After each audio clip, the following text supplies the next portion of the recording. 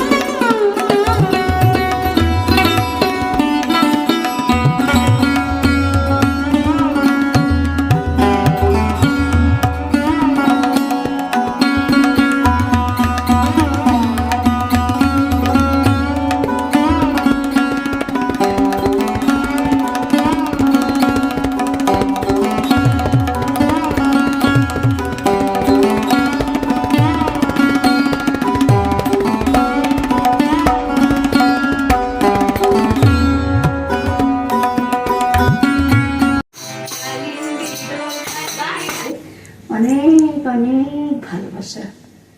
আমরা একটা পরিবার, এই নাটের মধ্যে আমরা দোলের শুভেচ্ছা জানাচ্ছি। Anandadhara happy Holi, happy Holi, happy Holi.